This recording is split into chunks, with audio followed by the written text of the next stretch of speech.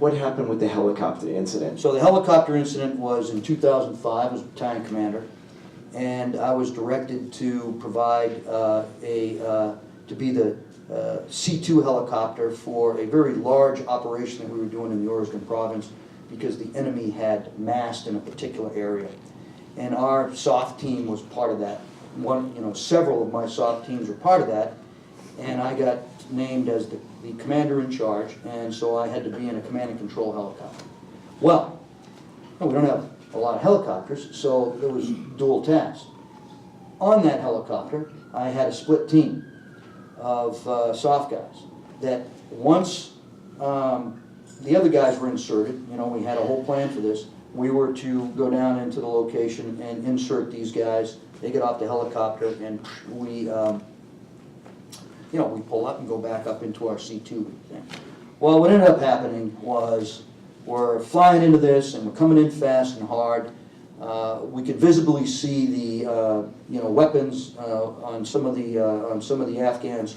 Hard to tell at this point whether they're hostile or not. They're not shooting at us, but nonetheless, the pilots are doing their evasive maneuvers, right?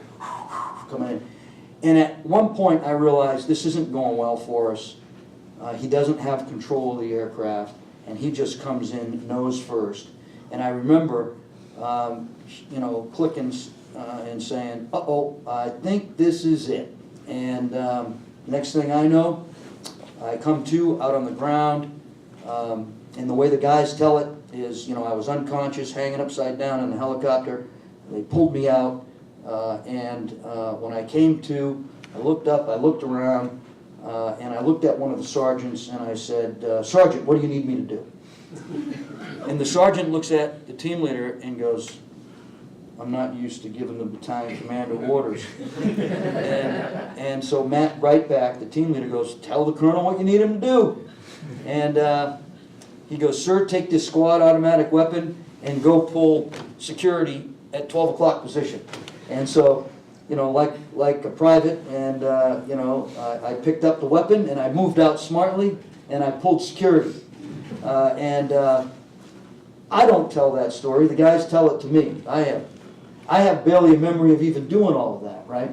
But it was clear to me that they knew the situation. I didn't know the situation, and I wasn't going to pretend that I knew the situation. So I was going to follow the orders of the man that was the most informed at the time, and that happened to be a staff sergeant.